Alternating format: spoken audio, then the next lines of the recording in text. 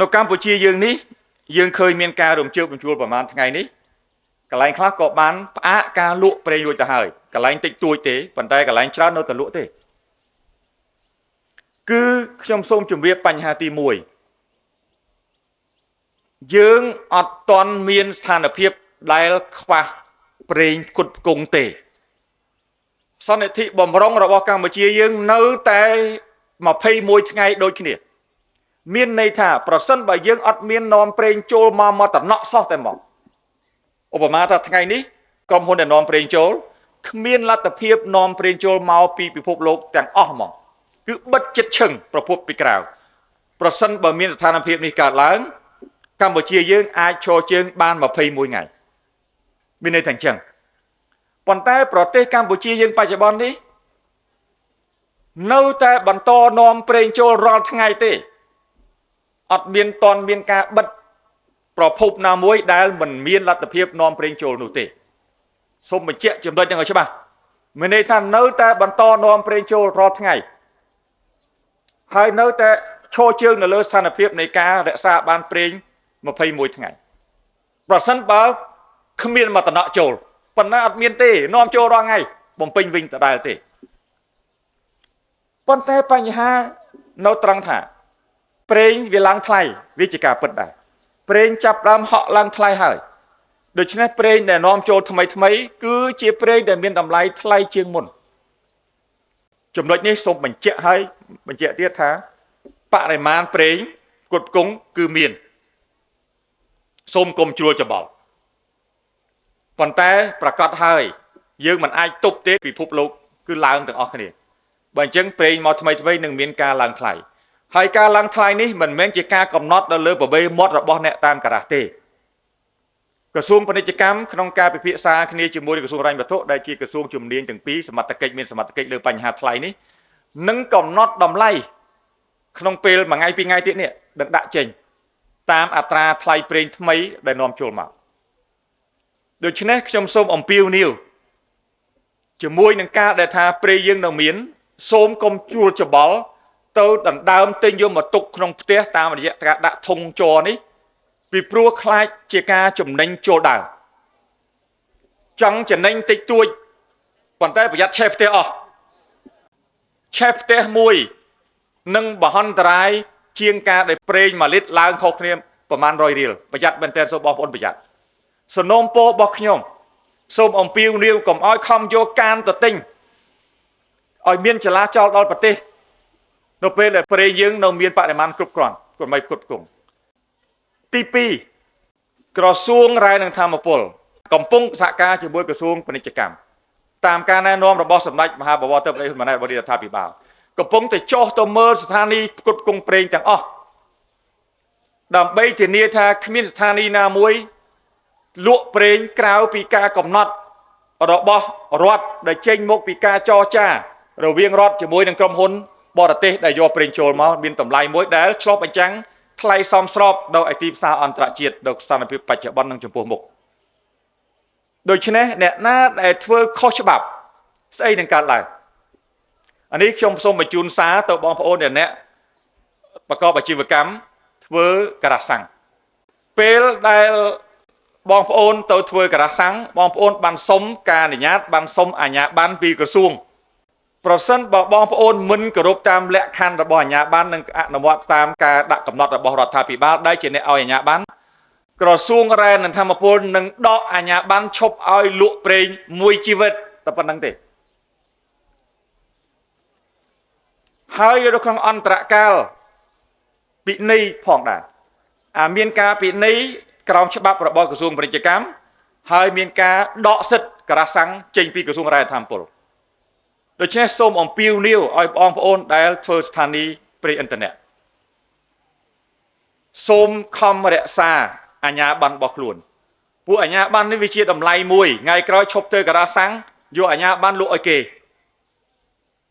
ជាតម្លៃមួយសម័យមើលតើបងប្អូនចង់ចំណេញតិចតួចបង្កបញ្ហាលំបាកឲ្យសង្គមតែខុសច្បាប់ហើយរដ្ឋដកអាជ្ញាប័ណ្ណបងប្អូននឹងបាត់សិទ្ធិនេះនឹងបាត់ទ្រព្យសម្បត្តិនេះខ្ញុំគ្រាន់តែពមៀនទុកឲ្យហើយទី2សូមឲ្យគោរពតាមគោលការណ៍របស់រដ្ឋហើយជួយគ្នា ជួយគ្នាទី3អ្នកដែលអត់មានអាជ្ញាបានលក់ហាមទិញខ្សាំងទាំងកានយកទៅដាក់លក់បង្កើតក្រៅច្បាប់មានន័យថាលក់លើសថ្លៃទិញមកកកទុកដើម្បីយកដាក់មុខផ្ទះលក់អាហ្នឹងចាប់តែម្ដងព្រោះអ្នកដែលគ្មានអាជ្ញាបានលក់ប្រេងគឺត្រូវចាប់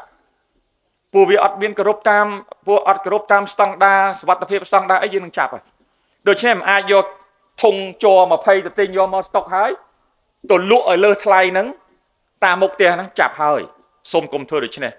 សូមបងប្អូនយើងជួយគ្នាដូចយើងសន្តិភាពចឹងដូចយើងការពារទឹកដីចឹងពេលលំបាកមិនមែនជាពេលឆ្លៀតកេងប្រវាញ់ពីគ្នាទៅវិញទៅមកទេពេលលំបាកគឺជាពេលដែលចាប់ដៃគ្នាដើម្បីឆ្លងគ្រានេះឲ្យផុតដើម្បីយើងស្រួលទាំងអស់គ្នាជាជាតិខ្មែរជាកិត្តិយសរបស់យើងក្នុងការជួយគ្នាមិនជាការឆ្លៀតពេលធ្វើវិជាកម្មសេដ្ឋកិច្ចទេហើយរដ្ឋាភិបាលនឹងផ្ដល់ការគ្រប់គ្រងឲ្យក្រុមហ៊ុនដែលធ្វើការត្រឹមត្រូវហើយដាក់ពិន័យអ្នកដែលធ្វើការមិនត្រឹមត្រូវក្នុងពេលសប្តាហ៍ខាងមុខនេះនឹងចេញវិធានការបន្តឬបញ្ហាថ្លៃបញ្ហាផ្គត់ផ្គង់ហើយនឹងការចែកចាយរបស់ក្រុមហ៊ុនយើងនឹងតាមមើលអ្នកណាចែកដល់ណាអ្នកណាចែកដល់ណាហើយគុំសង្ឃឹមទឹកក្រោយនេះគុំសង្ឃឹមថាឧបមាថាតូតាល់គេផ្គត់ផ្គង់ឲ្យការ៉ាស់កបារម្ភត្រង់ថាអ្នកការ៉ាស់សាំងលក់ចេញទៅថ្លៃទាបហើយមកទិញចូលវិញថ្លៃខ្ពស់ខ្ញុំយល់ពីរឿងការបារម្ភហ្នឹងប៉ុន្តែរដ្ឋាភិបាលមិនធ្វើឲ្យបងប្អូនសង្កត់ស្ថានភាពហ្នឹងទេអាប្រេងដែលមកទាបលក់តាមថ្លៃទាបព្រោះមានការកំណត់ហើយអាប្រេងថ្មីលក់ដែលមកដល់ថ្មីថ្លៃខ្ពស់យើងឲ្យលក់តាមថ្លៃខ្ពស់ហ្នឹងជាក់ស្ដែងមិនមែនឲ្យបខំមកលក់អាថ្លៃទាបទេដូច្នេះហាមការធ្វើអាជីវកម្មខុសច្បាប់ដែលឆ្លៀតហើយបើគាត់ឆ្លៀតគាត់អាចធ្វើអញ្ចេះគាត់អាចថាខ្ញុំចាក់ស្ទែនខ្ញុំក្រោមដីហ្នឹង10000លីត្រខ្ញុំមិនលក់ខ្ញុំបិទការ៉ាស់សាំងហ្នឹងបើបិទអញ្ចឹងចាប់បានដកសិទ្ធនឹងឈប់ឲ្យលក់មកយុះមកបើចាស់ចង់បិទមកយុះទៅអាហ្នឹងនិយាយនេះហើយសូមបងប្អូនការ៉ាស់សាំងសូមជួយសហការនេះជាកាតព្វកិច្ចក្នុងការអនុវត្តច្បាប់ជាលក្ខខណ្ឌនៃអាជ្ញាប័ណ្ណដែលរដ្ឋអនុញ្ញាតឲ្យហើយជាកាតព្វកិច្ចសិលធម៌របស់បងប្អូនយើងដើម្បីជួយជាតិឯងមិនចឹងបងប្អូនលោកគ្រូអញ្ចឹងទេគ្រប់ត្រអត់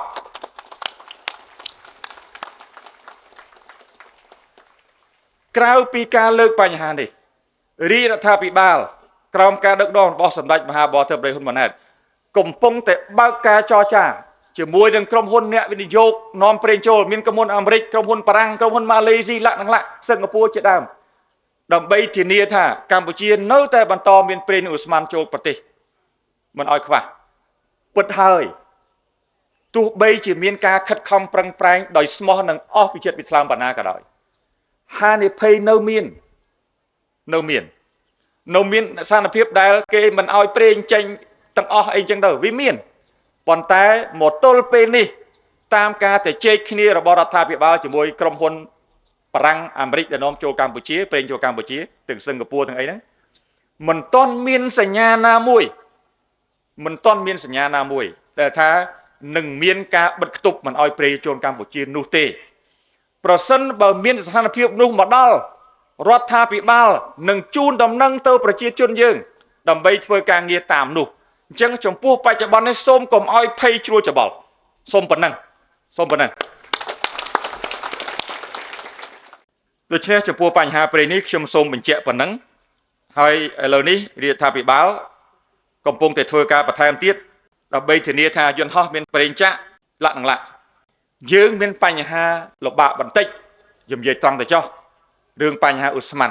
LPG ចាក់ឡានដុតចក្រានបាយនេះវាធម្មតាអាស្តុកវាតូចវាមិនដូចប្រេងកាតប្រេងអីទេវាមិនបានដល់21ថ្ងៃទេប៉ុន្តែរដ្ឋាភិបាលកំពុងតែជជែកគ្នាជាមួយអ្នកនាំចូលដើម្បីធ្វើកិច្ចការឲ្យបានរហ័សរហួនដើម្បីធានាថាបញ្ហាឧស្ម័ននេះក៏មិនមែនជាបញ្ហាដែរ